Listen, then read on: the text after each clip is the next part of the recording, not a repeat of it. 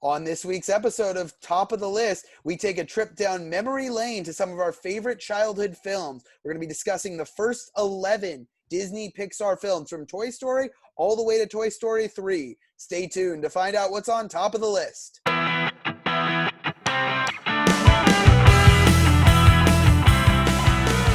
Welcome back to another episode of Top of the List. This week, as Ryan said in the intro, we're discussing the Pixar films. Well said intro, Ryan. You always do a great job. Ryan has a lot of experience with that kind of intro because he's going to be starting his own YouTube channel. Is that right, Ryan?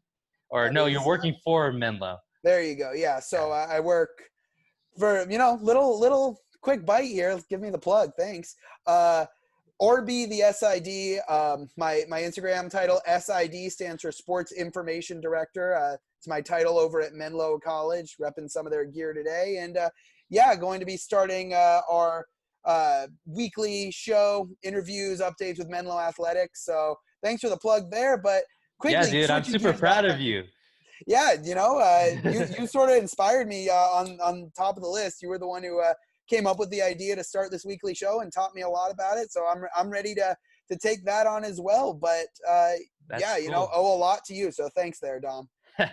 We're best friends. Okay, so that's actually a great transition into what I think is one of the best friends movies you can have out there. Woody and Buzz star in the first Pixar film we're going to be discussing. What do you think about Toy Story, the original one?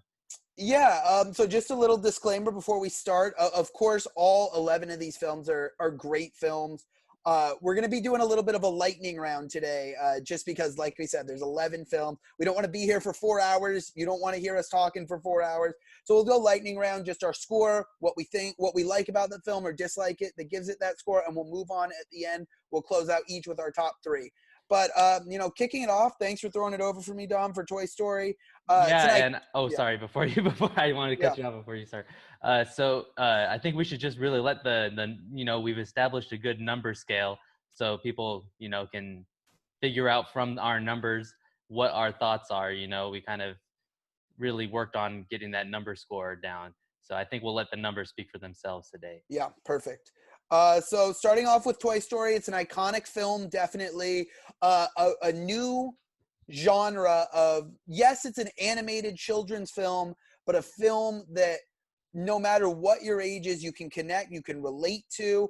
So an incredible film. The animation, the team from Pixar from day one have just set a bar so high for animated films and the detail that they have in all those films. So starting off the bat, I give this film a 9 out of 10. A fantastic film. Can watch it again and again and again. It never gets old. I think at some points it falters a little bit. It gets a little bit slow, but that's not going to hinder me from watching this film again and again and again. 9 out of 10. Great movie. Love the chemistry between Tim Allen and Tom Hanks. Tom Hanks, thank you, as Woody.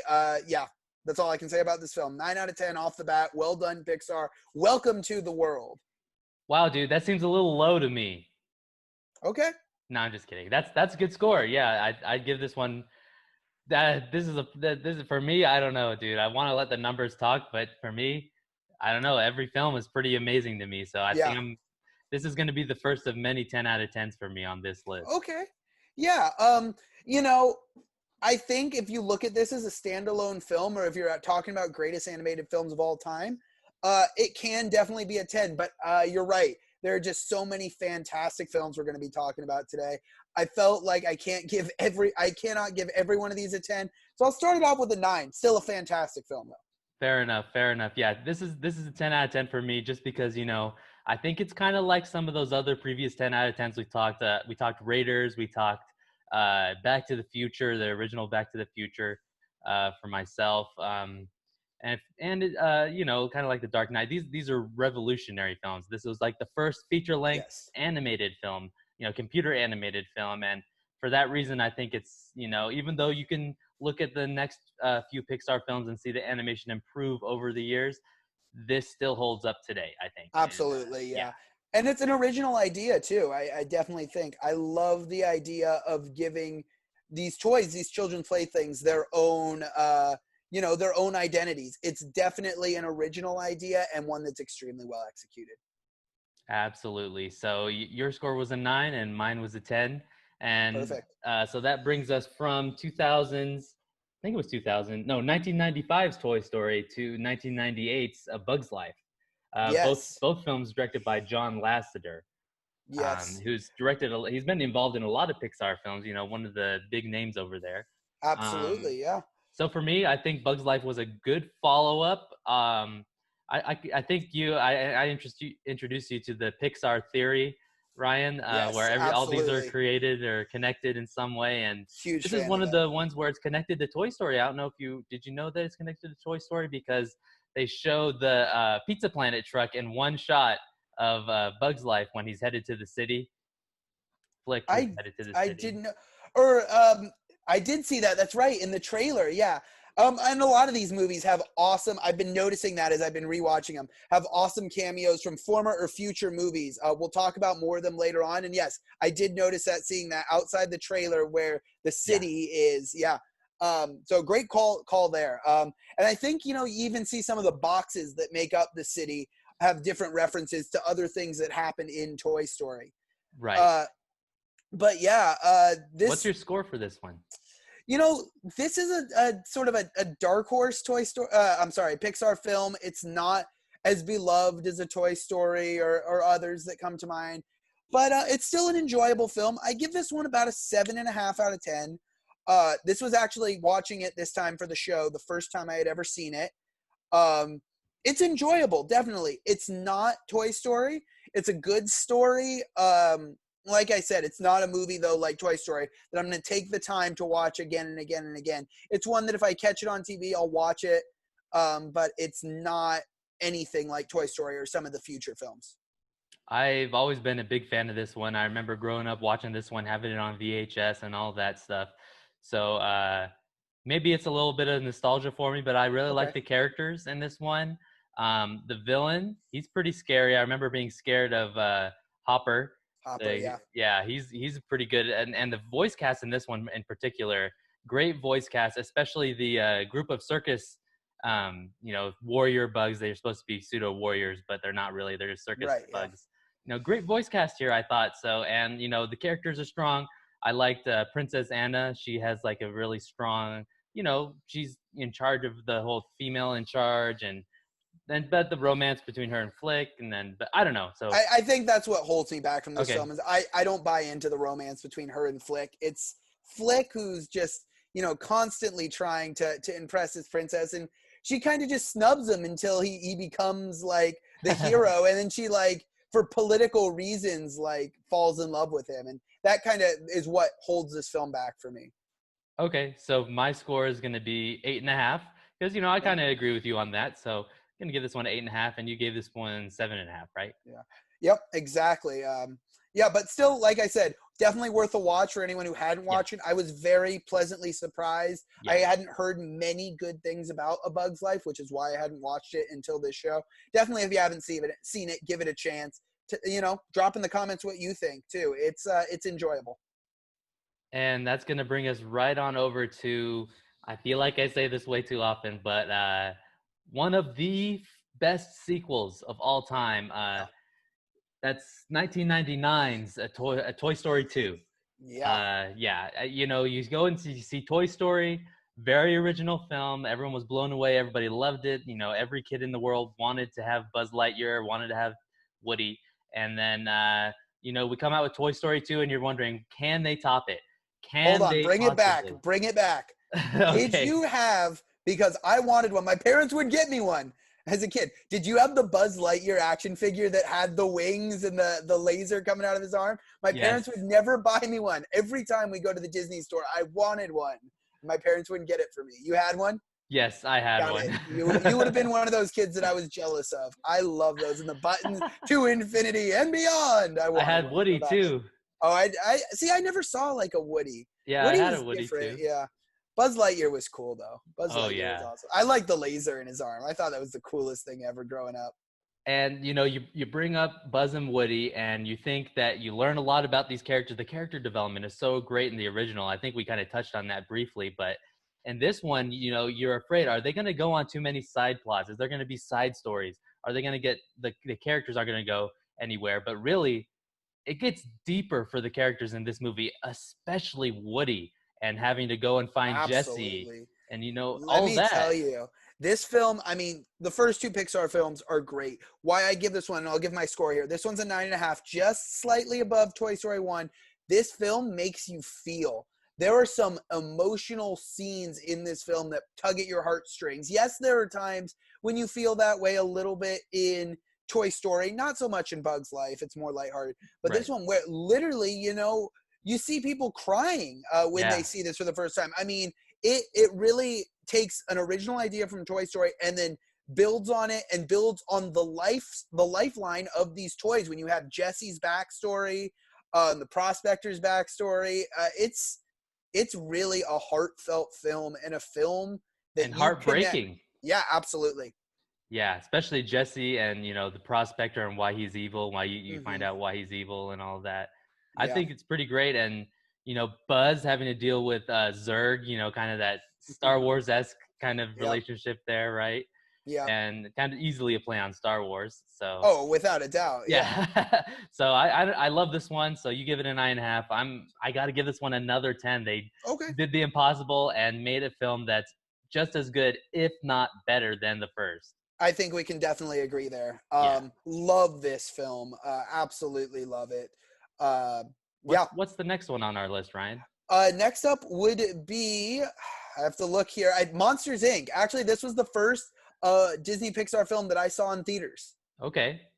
Did you see this one in theaters, or did you wait a Yeah. little bit longer? Yeah. No, I think I saw Yeah. it in theaters. Yeah. My grandma took me to see this one in theaters. So let's check the year on this one. This Do you one have is it in front of you? 2001. Yeah. 2001. So I would have been what, 3 or 4 years old. It scared me. Okay. This film scared me. There's some scenes, and you're probably gonna laugh. The scenes that scared me, but the scene with the sock. What is it? 2319. Um, it scared me. I was like, "What's wrong with the sock?" I was terrified of socks for months. I could see little RB just being terrified. That scared me, and then like the scream sucker, you know, that Hmm. was kind of scary, man. But this is, you know, I've rewatched it multiple times since. This is a really great film. This is another 9 out of 10 for me. Um, awesome storyline, definitely. Another one that deals with a lot of friendship. I Yeah. love the chemistry between Mike and Sully, and I think John Goodman does a great job as Sully. God, I'm gonna blank on the actor who plays Mike Wazowski, and he's fantastic in it. Do you have it in front of you, or should I I pull it? I don't. Is it Steve Buscemi or is that who you're It is talking about? not Steve Buscemi. No, it's Billy Crystal. Steve Billy Buscemi. Crystal. Yeah, Steve Buscemi plays Randall, That's and right. Billy Okay. Crystal and John Goodman's chemistry is awesome in this film. Love it. Yeah, I really like this one too. You gave this one a 9 out of 10. 9 out of 10. Okay, great. I'm right there with you. 9 out of 10 for me as well. I got to give a shout out, dude. When I was a kid, I had Monsters Inc. pinball on my computer. Dude, I that's one of the first games that I played so much that I had like all the high scores. I used to really like Monsters Inc. pinball and going to the snow place and getting the snow cones in the game. You know, Don't worry, they're lemon. they're lemon. Yeah. Oh man. Yeah, that's another thing we haven't touched on. A lot of these Pixar movies are so funny. Yeah. And I just want to circle back there. So the guy Yeah, who plays the Abominable Snowman, also Ham in the Toy Story films, also P.T. Flea. He's in like every Toy Story film. John Ratzenberger. He's yeah. hilarious in every one of these. He appears in, I mean, at least in these first 11, I'm pretty sure he's in every one, and he's awesome. Oh yeah, sure. He's Yeah. he's one of the all-time great voice actors. Yeah. Yeah. And he appears in a lot of these Pixar films. So yeah, so both of us a 9 out of 10 for Monsters Inc. Definitely recommend you guys go and watch that one. There's only one I think that I actually wouldn't recommend out of these ones that we have on our first 11 here, but we'll get I to that. know. Yeah. Yeah. We will Okay. get to that. But I think moving right along, we're going to keep agreeing here. Finding Nemo would Yeah, be next. Another one I got the chance to see in theaters. This one was 2003. me as well. Uh, Another really strong emotional film. I think we went Monsters Inc. was a lot more lighthearted. There's some sad scenes, when they get banished and whatnot. There's some darker subject matter, but it's a little more lighthearted coming back from a Toy Story 2. We go right back to the hardcore emotional here with Finding Nemo, a brilliant story of a father trying to find his lost son, a son who feels like he's wronged his father, trying to do right. I love this film. Gonna give this one. I go back and forth between giving it another 9 and a 9.5. There are a few 9.5s that I'll give that are better than this one to me, but I'm gonna give this one a 9.5. And on top of that, I think the animation of underwater in this film is incredible. The colors and the fish and how they animate them too, fantastic. And I got to give another John Ratzenberger plug. He plays the school of fish that form all the shapes, which I love the animation too, but I love their voice too. Yeah. I'm a fish with a sword on it. What kind of fish am I? When they're sort of fooling around with Dory. So 9.5 out of 10 for me. Great film. Yeah, I got to give this one a 10 out of 10, dude. This is Okay. another. I feel like between Monsters Inc. to Finding Nemo, there was a huge jump in animation quality. Like you said, Yeah. the water, the sand on the ocean floor was so great, and I think this is become standard textbook storytelling, character development, how to write a screenplay. This is the outline for it. This is Yeah. the textbook. How do you get your audience to be invested in the characters? And Absolutely. epic storytelling, I think, is one of the all-time greats. Yeah, so I'm gonna say this because I think we're gonna agree on a lot of these films. Like I said, I'm a little more stingy, I guess is the word, with giving out a 10 out of 10. I'm only gonna have one 10 out of 10 on this list, and it's gonna be Oh, top okay. of my list. But that shouldn't take away from any of these other films. This is a 9.5. This is a Yeah, that's brilliant, still brilliant really film. high. Yeah, Really high. Yeah, and you were that way with Quentin Tarantino movies too, and I know yeah, you love those ones. So yeah, no, absolutely, yeah. staying Uh, consistent. yeah. So Finding Nemo is an awesome film, and from there, I want to say we go Incredibles. Yeah, Finding Nemo was in 2003, and then just 1 year later, we get The Incredibles, 2004. Yeah. This was an interesting one, This was a definitely. surprise for me. Yeah, I was curious. I thought it was gonna be more, like a child superhero movie. Like you see, they have like different shows on TV that are sort of like superhero shows that are for a younger generation. I thought that was what I was going to expect from this film, but this film starts serious off the bat with the supers having to go into hiding because the public doesn't want to be saved anymore, and Yep. it deals with something you don't expect to see, a superhero who wants to save people but is being told stop saving people. It's completely original, which I love about this film. And I love our villain in this film too. I think we've talked about superhero films a lot and how a good villain makes a superhero film. I love Syndrome in this film, and I love his story arc. Yeah, me too. I think he's really great in this. And, Brad Bird directing this one of my favorite directors out there, also directed, Incredibles 2, Ratatouille, a lot of great films, namely what I think is one of the best action films of all time, Mission Impossible Ghost Protocol. That's the fourth Mission Impossible. Ryan, you got to check that one out. Brad Bird directs that one. It's really awesome. They're all the same. No, dude, you got to watch them. All They're the all Mission really good. Impossible movies are the same. He's only seen one, so you got to watch them all and then you say that. I've seen parts of 1 and 2 on TV, and then I went and saw Mission Impossible 3 in theaters. But either way, Brad Bird, yeah, Yeah. I think it's a home run here. He also voices Edna Mode, correct? Yes, I think so. Yeah, which is sort of a favorite character of a lot of people in these films, Incredibles and Incredibles 2. But yeah, no, this is And while we're on the Edna thing, yeah, I love all the superhero costume designs in this. Even the yeah, the short ones. The short cameo ones. yeah. No, you're absolutely right, and there's So some that's why comedy we there don't wear too. capes and stuff Yep, like the that. capes. Exactly. I Yeah. was just about to, yeah, all the different incidences with capes, and we see it come full circle in the final demise of Syndrome. But yeah, another How one, about how about our favorite guy, dude, Sam Jack as Frozone? Frozone. Yes, sir. That's all you got to say. That's all Samuel I got. Jackson.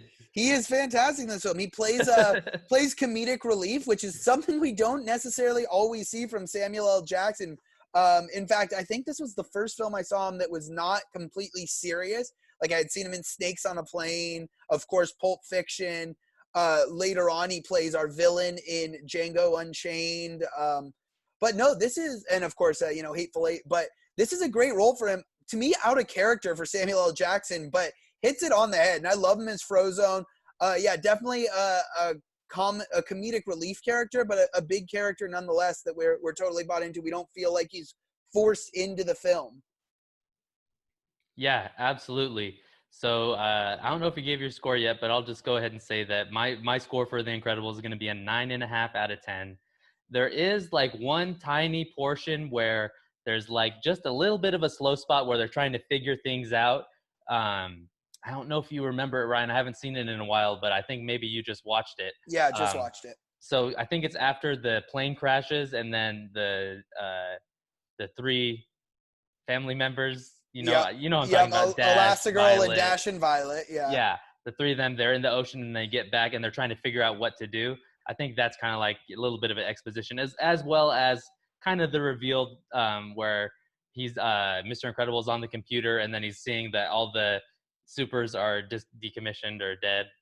Really? I love that. I start to finish, I don't think I could pick a part of this film I did not enjoy. Okay. I'm gonna give it a 9 out of 10. Very Okay. enjoyable. Maybe an 8.5. Just because I don't know that it's on. Issues? I don't know. I can't put it on the same level as Toy Story. Maybe that's just it. I struggle. This one made me think just as much as those other films. This is a very, don't turn your brain off for this one. You can think about what's going on.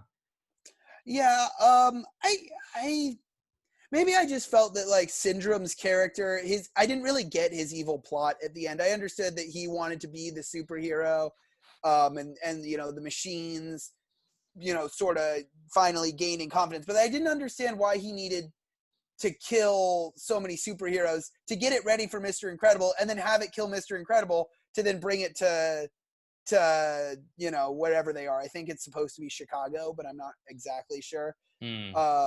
Yeah, that was just the one thing. I didn't necessarily get his plot. We also get a John Ratzenberg cameo in this one as the Underminer in the final scene, which is a great layoff for Incredibles 2, which took him a while, but it came out, and we'll talk about that next week, definitely. Yeah, like I said, I struggle giving this the same score as Toy Story. I put Toy Story slightly above. It's an 8.5. It's a feel-good movie, but maybe not the emotional connection as much as Toy Story. Okay, yeah, I'm gonna give this one a 9.5. So then, what follows The Incredibles, Ryan? One of your faves, I think. Ratatouille. Correct? I don't know, Ryan. Am I jumping around? You're jumping around. Yep. Cars. Life is a Highway. Yeah, without a doubt. I saw this one in theaters again. Actually, so I saw Incredibles and then I saw Cars again, both at the El Capitan. So for those who are not familiar with LA, the El Capitan is this on Hollywood Boulevard, this giant theater. They do all the big Disney premieres. Before every show, they do like every movie they have a stage and they do a live show. They've got a live organ player who plays music, and then sort of sinks down underneath a trap door before the movie starts. It's really an experience to go see movies there. We went there, I remember, and they had a Hudson Hornet driving around out front. Cool. But no, I love this movie. I know we disagree on this one. I give this one a 9.5 out of 10. For me, and I'm going to respect your opinion here, sports is such an important part of my life, and this was a Pixar movie about sports. I'm not a huge NASCAR fan, but I loved all the sports references. The Los Angeles International Speedway built to look like the LA Memorial Coliseum. We had Bob Costas as the commentator, and it had a lot to deal with that, and it dealt a lot with I feel like a persona of professional athletes, and it sort of humanized them. And Lightning McQueen has to learn that it's not just about his fame and fortune. He has to pay it back to the people who gave him his start, and the people who are sort of becoming his family, because he didn't have a family. He was just all by himself. He wasn't happy, even though he was the greatest. So I really, really enjoyed this film. I give this one a 9.5 out of 10. Go ahead and destroy me. I don't know if I could destroy you. I just think that this is one of the more average films that Pixar has made.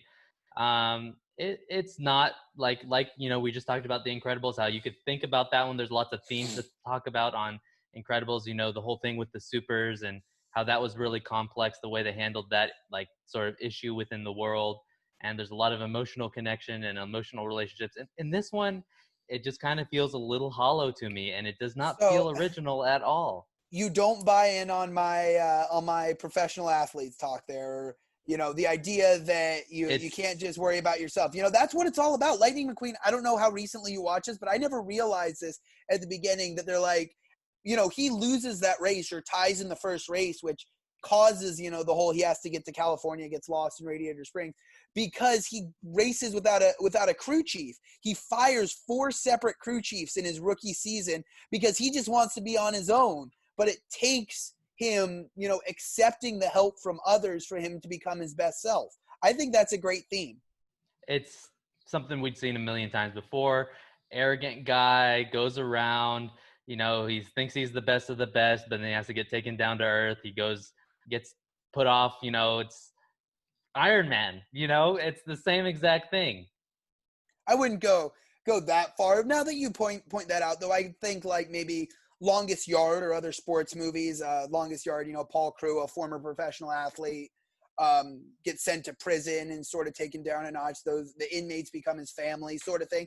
I can see where you're coming from there, Or but it's just like some other things where it's like, the really famous person gets put into the regular people society and then has to learn how to be a regular person and then has to this appreciate isn't that. being a regular person. He ends up in the middle of nowhere and Exactly.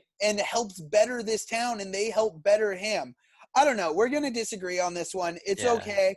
I I think think it's you're average. right. You're right. It's not necessarily original, but I want to say that with this film, this was my sort of intro into sports cinema. Got it. This was my first one as a kid, and I absolutely loved it. And It's not a bad movie by any means. I'm gonna give this one a 6, I think. So it's for me, it's like okay. It's the animation. You can never say anything bad about Pixar's animation. It's still incredible. I do think Tom Mater is pretty funny. I know I was making fun of him with you a little earlier, but he he's is good comic hilarious. relief. I mean, Larry the Cable Guy is a hilarious comedian. He does those blue collar comedy shows with Jeff Foxworthy. I think he's funny. I think this film also plays on that part of America, and that was also something that I had never sort of experienced as a kid until seeing this film on, this blue collar sort of redneck comedy, and I think it's funny. It was, like I said, just something I hadn't experienced until seeing this film and seeing characters like Tom Mater. And this film also kind of touches on diversity, I think, with you have Flo's character, you have Ramon played by Cheech Marin. Um, you know, I really enjoyed this film, definitely. Last thing I'm going to touch on it, I love the soundtrack. Of course, Life is a Highway, but the opening music and whatnot playing while he's racing with the NASCAR sounds going around the track, I think is awesome. The music while they're driving cross country. I mean, I think it's got a great soundtrack too. So 9.5 out of 10 for me. Did you give your score, Dom? Yeah, 6 out of 10. Okay. I swallow that bitter pill, but you have a right to your opinion. Dude, I know I'm the one that always tries to convince you that I'm right, and you're not I, even gonna try. I'm not, because like I said, this is my personal opinion. I know I may be in the minority of this in this conversation. It's personal. It's to me, like you said, you have some nostalgia towards Bugs Life. I definitely have. There's a lot of nostalgia for me to Cars. Right on, dude. I appreciate that. I honestly don't think there's a bad Pixar film. Even this one, I will go and watch it. Go out of my way I to watch it. I mean, I wouldn't go as far as saying that. There are, I don't know, there's maybe one that I would say is below average, and we'll talk about that one next week, and it's not in Okay, this first 11, definitely. But otherwise, yeah, I could pretty much agree with you besides that one. right on. So that leaves us with what you had said before, going from 2006's Cars to 2007's Ratatouille. I remember my mom used to play Bunko when I was younger, and she had a bunch of people coming over to our house for Bunko on Friday. And my dad said, "Hey, there's a new Pixar movie out. Let's just go see it." And me and him were like, we just got tickets. It was the opening day, and we're like, wow, we got really lucky. We got seats kind of close to the front. We usually don't like to sit up front, but me and my dad went and we sat down and we're like, okay, we want to go and see this one. And this is one of my dad's favorite movies. It's up there with the Toy Stories for him as well. It's one of my favorite Pixar movies as well. I think this is an incredible movie. And this one, even though it has more of a simplistic plot, it still hits at the emotions for me. And I have to give this one another 10 out of 10. I think this is Yeah. another fantastic film. I'm gonna give this film a 9.5 out of 10. Definitely agree with you. I mean, I love sports, which is why we talked about cars and why I love cars. Well, my second favorite thing next to sports is food. So, I love the subject matter. I love the animation in this film, again, how they animate all the food and the cooking, and how, I love the perspective too. I mean, rats are disgusting. Don't get Yeah. me wrong. I would not want a rat in the kitchen, but it's an unlikely hero. And I think Pixar does a great job in creating these unlikely heroes. Just the Remy is, situation, they're so great at that. Like, think yeah, about that. A movie about a rat being a chef in a gourmet kitchen. That yeah, is just genius. Whoever comes up with that is just amazing. yeah. And I think I gotta say, you were mentioning like the way that the animation brings out the food and everything like that. This film actually makes you feel like you want to be a chef a little bit. Like when you're a Absolutely, kid yeah. and watching this, you're like, wow, I want to cook. Like it makes you feel passionate, just like Yeah. it makes like Remy's passionate about cooking. Well, this is a film where, we talk about the themes. This theme hits you smack dab in the face in the opening scene when you hear Gusteau say it. Anyone can cook, and they say it. Anyone can cook. Yes, they say it without a doubt at least 30 times in this film. But it's our theme, and I love it. I love this film. I love the story. It's I really love funny too. the animation. It's hilarious. Yeah. Absolutely. Yeah. Another also, one of my favorite scenes is when Remy's like running through the attics, and he looks down, and the man's holding the woman at gunpoint, or the woman's holding the man at gunpoint, and then he's running and he hears the gunshot, and he goes back and looks, and she drops the gun, and they're kissing, sort of like, a play on like French independent cinema, Yeah. like in the past. And then I just wanted to give a plug here. We were talking about how we have allusions to other films. He peeks his head up, and you hear a dog barking at him, and you see the shadow, and that dog's actually Doug from Up. Right. So another, sort of illusion. Another one I just want to touch on in Cars, during the Life as a Highway scene, you see all the birds sitting on the power line that was the Disney Pixar short for Monsters Inc. So there's Right. a bunch like that. Oh, there's so many, countless Yeah. amounts. Yeah, but Colin, I spotted those two. I was very proud of myself these last two times rewatching them. Oh, right on. There's so many. I can't think of them all off the top of my head, but yeah. Yeah, 10 out of 10 for me, 9.5 for you. Ratatouille, definitely recommend it. Go see it. Watch it on. I guess these are all on Disney Plus. So Yep. add all of these ones we're recommending. Just go ahead and add them to your list if you have not watched them on Disney Plus yet. Go ahead and watch them with your family. If you have younger kids, right? Go right ahead and watch them. Can't recommend them any higher. What's next on our list, Brian? After Ratatouille? Next up, 2008, Wall-E. Okay, I know that you're not a fan of this one. I'm gonna say so. Same situation. I think these came out maybe a year apart, and my mom was Yep, still playing exactly. Bunko. So she had Bunko Friday again, and my dad said, "Hey, another Pixar movie. Let's go see if this one tops the last one." And for him, it came just about as close as you possibly could to topping Ratatouille. I'm gonna give this one a 9.5 out of 10. We both always say, "Man, we don't want to turn out like the people in Wall-E, just living in wheelchairs like that." And this one has a great, I guess you could say, environmentalist message about it. And I think they do a lot without any dialogue for a long time in this movie. I think that's one of the strongest parts of this movie. You want to talk about that? Yeah, no, that part actually, it drives me crazy. I like dialogue. I'm sorry. Um, If you you can't know, tell, because Ryan always takes up the whole runtime talking, you know so I what? don't get any words Absolutely. out. I don't like silence. I like dialogue, and otherwise I'm talking. This is a movie that I want to be talking through. Um, Very similar, I'll use another example of like, even like a Space Odyssey. People say it's the greatest film ever. I'm not going to disagree. I hate that there's these long periods of time with no dialogue.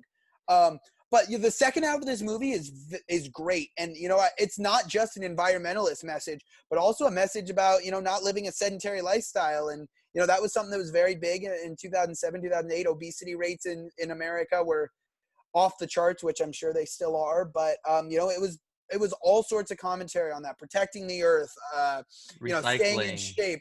Yeah. So I definitely would say that this film is a 7 out of 10 for me.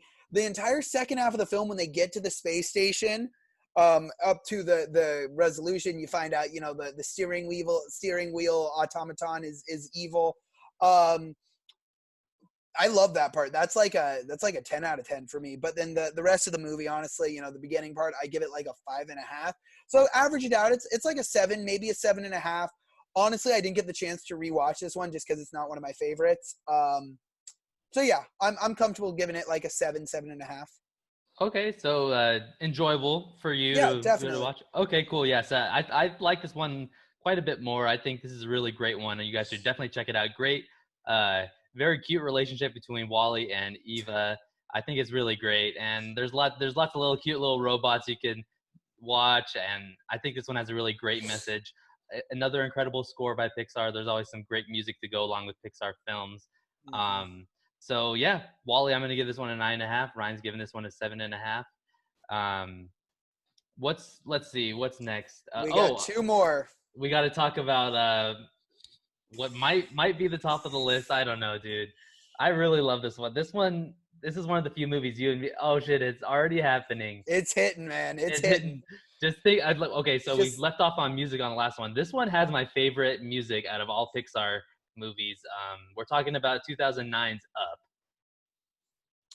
yeah, this film, oh, it hits hard from minute like 5 in the film. Yeah, I'm crying. yeah, I am bawling. not like fighting back tears, straight up bawling. This film, I mean, it's hard, man. It's It's hard to hard to watch watch. this one. Even, yeah, at the beginning, you feel so badly for this guy, and you watch him, get bitter, and you understand why he's such a bitter old man.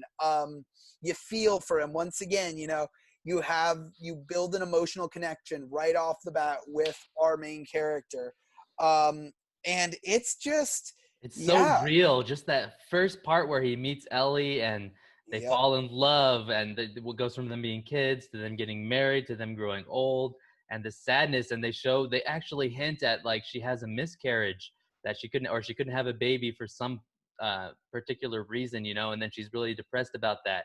Then they want to go on this adventure to the falls, and then it never happens. And he thinks that he failed her because he never got to take her on that adventure she always wanted. And oh man, it's so sad. And the whole thing with them going up the hill and then she can't make it up the She hill. can't make it. Oh, Yeah, yeah. dude, yeah, it's sad, but I do have to say it's one of the most beautiful moments in film. Absolutely. Absolutely. Yeah. I think that, I mean, it's a short, maybe, 10 minutes at tops of, this whole life of this couple together. And it is definitely beautiful to see on screen, and as hard as it is to watch. Now, that being said, I love the intro. I like, the relationship between, Russell and it's Carl, right? His name is Carl. Yeah, Carl. Yeah. Russell and Carl, He's so at the funny. beginning. Russell is so funny. Yeah, he is hilarious. Can you Um, please let me in? yes. Please. And I love that they get to the falls together, but once we find out it's the falls and we have all the conflicts on, in South America, I don't like that part. I think it's Dude. corny and No. hokey. Okay, let's play this game. How long we could go without talking. Oh, my mom loves that game. I love that part when it's so funny. And then they find Kevin. You like Kevin and Doug? No. I I love think it's Kevin and Doug. They're ridiculous. I so think it's funny. so ridiculous. It's so It's funny. it's outlandish, I think, and that's It's what, imaginative. It's I original. I have a hard time saying, that so much is outlandish in these films. But, like, I'll give the example, Ratatouille. We're not in the head of the rat. And to be honest, like, rats, we never hear, Remy talk to Linguini. Every time he's talking, all we hear is squeaking when we see the human perspective. So maybe there is a rat out there that, has a longing to cook. We don't know, that cars or toys have their own life. To me, this one's a little outlandish. They get there.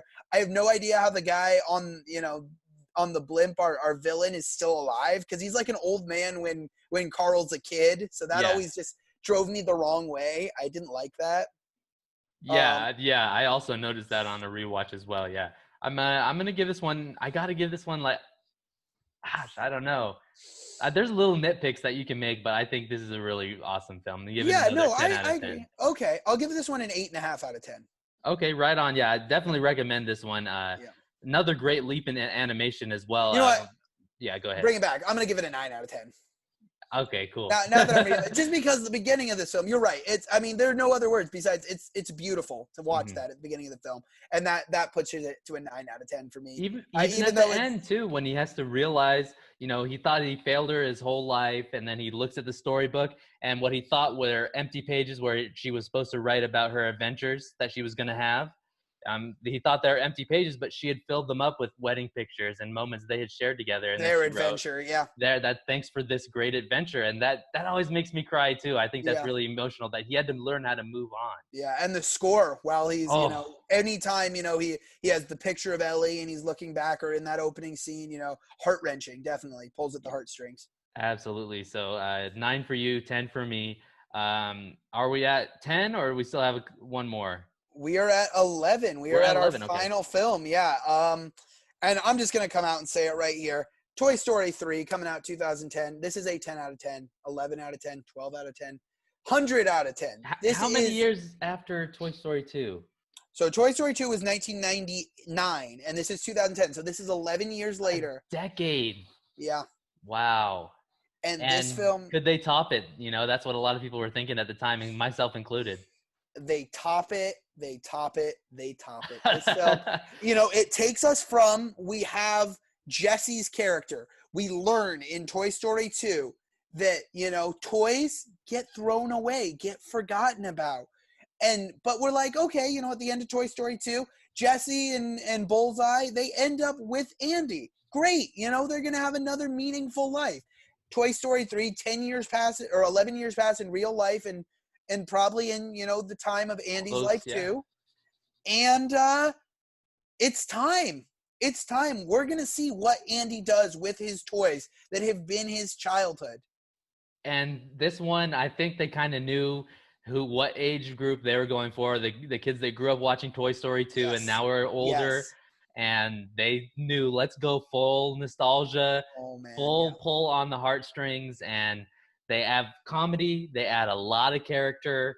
They add a lot of great emotional scenes in this one, including, I think, maybe the last 25 minutes of this movie. Oh my gosh. Well, they're in the spoilers here, and Yeah. I hope for those of you out there watching, if you haven't watched Toy Story 3, pause this episode right now, get on Disney Plus, and hit play and enjoy that next hour and a half or whatever it is, and then hear our opinion out on this film, because there's gonna be some spoilers here. The scene where they're in the furnace and Jesse's, freaking out, all the hope is lost. What do we do?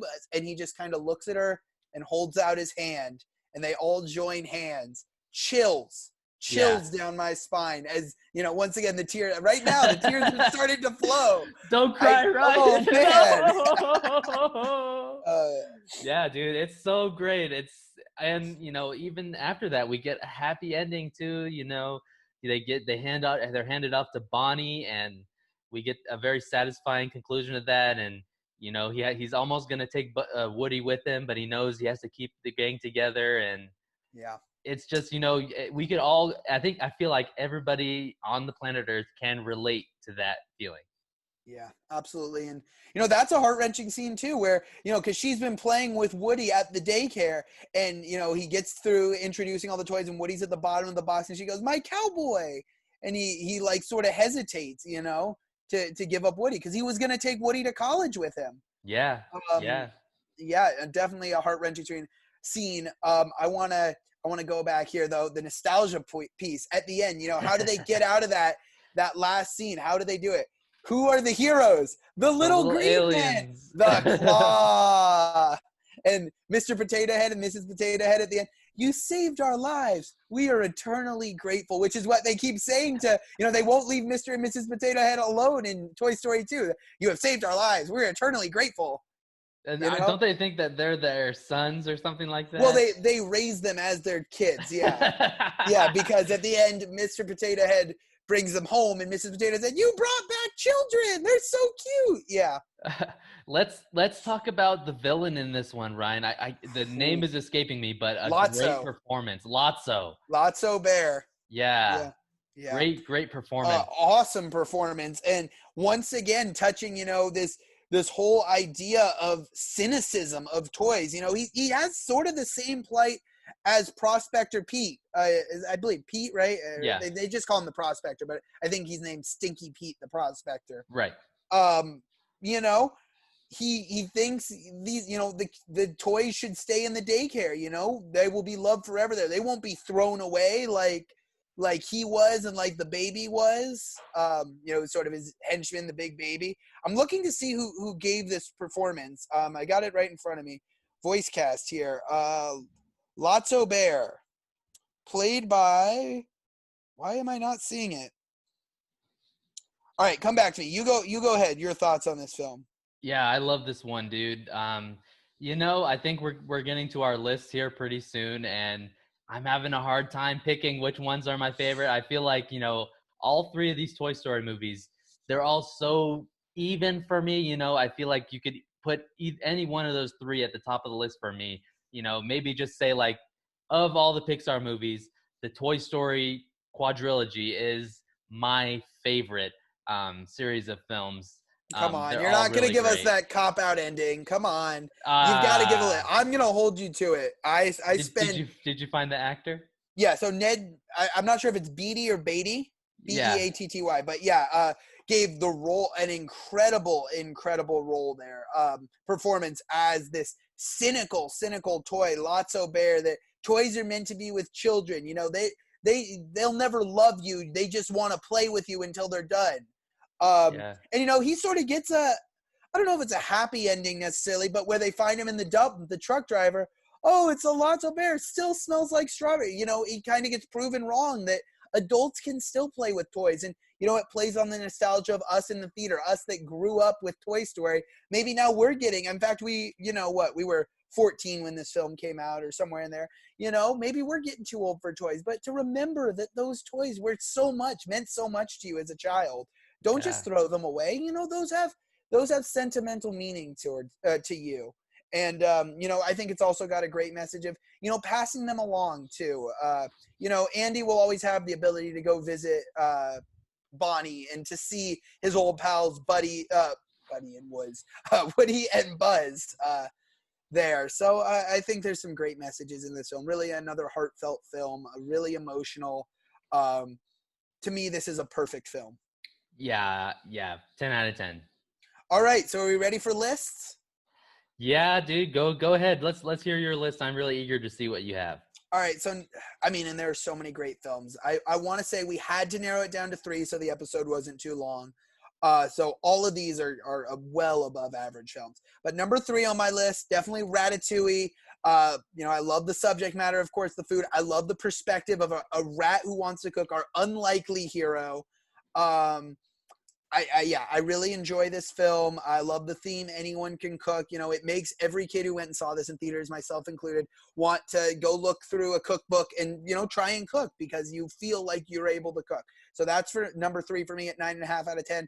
Number 2, I love Cars, 9.5 out of 10 as well. I just love the story for this. This was the movie that got me into sports cinema, which is a whole great genre. That we may get a chance to talk about later on in this series. Give that a 9.5 out of 10. And top of the list for me, a perfect film, enough said, Toy Story 3 out of 10 out of 10. Yeah, gosh, that's a good lineup, dude. I don't know if I agree with Cars or not, but you know what? I'm excited to hear your list because we don't have to agree hard on everything. Come on, man. It's too hard. I want to No. say number 1 is all the Toy Stories.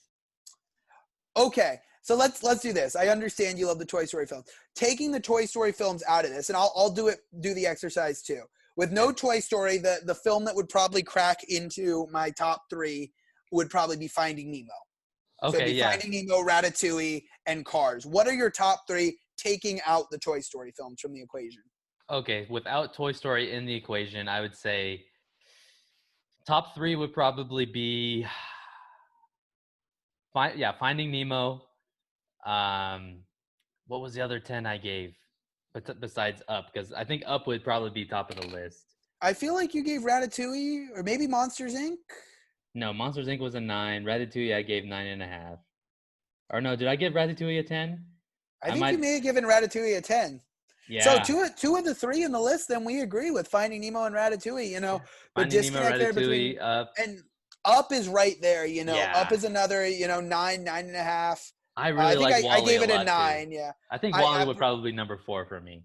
okay. Yeah. Up would be number 4 for me. Okay. Definitely. That's a good point. It just misses it. I love the animation in Finding Nemo. So animation plus the story pushes it ahead of Up for me. But Right on. yeah, great films. This was a fun one to talk about. I think we're So gonna have a out of good the time. 3 Toy Stories, the third Yeah, one's your favorite. without a doubt. I think Okay. it goes, as much as iconic as Toy Story is, the original Toy Story. I think for me, at least out of these 3, I'm probably gonna have to rewatch Toy Story 4 because I've only seen it in theaters. Okay. But out of these 3, which I've seen again and again and again, I think I'd have to go 3, 2, 1. Oh, Just okay. I They think get better each time. I think they get better each time. I think Pixar knew when they were creating these films, and John Lasseter knew that the audience was getting older and getting a better emotional intelligence, and they made the films that way. Each one handles heavier emotional material, and I love that in a film. So I think each one has heavier subject matter, so that's why I go 3, 2, 1. But all of them 9 out of 10 or above. 9.5, 10. Okay, yeah. I think if I were to try to rank my Toy Stories, I would say I feel like 2 is maybe my favorite, the one I've seen the most. Okay, Then yeah, 2 is great. yeah, then 1, and then just because that's a revolutionary one, and then 3 as my least. But they're all Oh, the same. They're all like they're all right 10 out of there. 10s for you. I hear you. I hear you.